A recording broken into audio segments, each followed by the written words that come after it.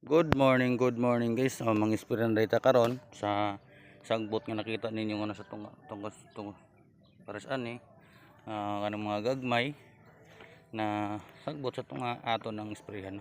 Sa karong adlaw mga inspira data ipakita ko sa inyo sa pag-spray sa sagbot. Pag muta na mo pila na ka adlaw ang atong mais, no na sa 90s na siya muning resulta.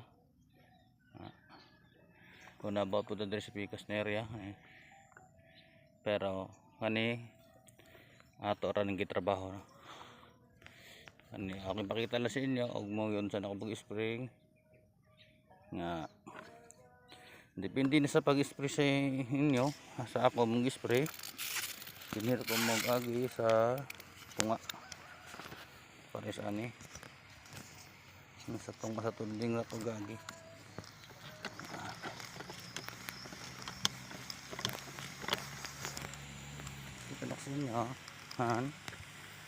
Ang biya ako lang gi-priority ani sagbot og limisya insecticide para na ni sa damo katong mga veterano ng mga farmers nga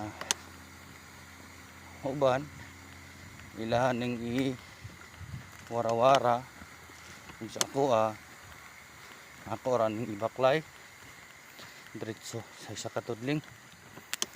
Yan. Follow my page ka farmers. Yan. Master farmers. Pero ako ipakita sa inyo og ang uban ani di naman ang kanya tudluan kay mao naman ilang panginabuhi diri sa lugar na mo. Comment lang mo og taga-asa ko og laaga po ninyo og palaga po ko sa inyo.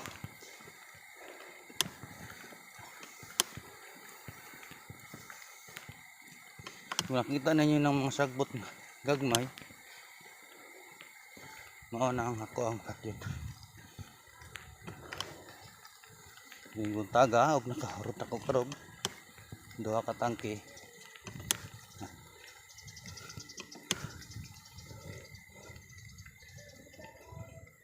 Ang uban din naman inani ang laha ay wara-wara kanya ko ako rin ibaklay diretso. Farmers, update ko kayo sa sunod na mga video sa pag-farms sa itong mais sa sunod na mga bulan. Ang target na ko ani December makaani na ta. Ako sa nanggibiya banatan og spray kay medyo sa daghan kay turok.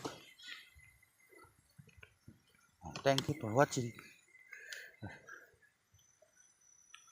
Puro dito din mais piece mo rin dito mga ka-idol itong update sa mais to sa Bukidnon no.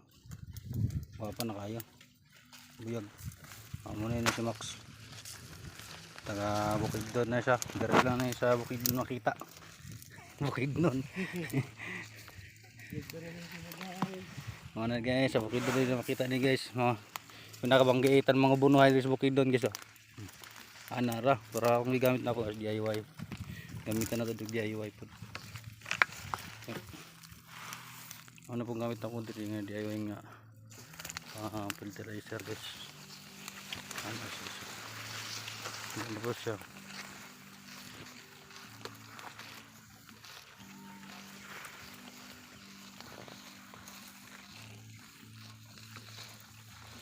mga ka-idol mga ka-farmers ano itong gamit diri farmers mga puno sa isahon na itong punuan ang siding na rin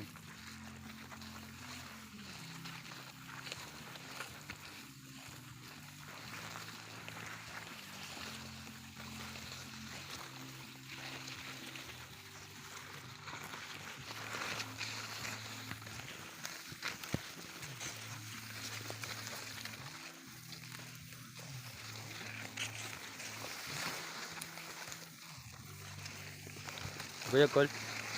Buyag. Dia dyan. Adi na kita gapo di. Puso, binigay rin.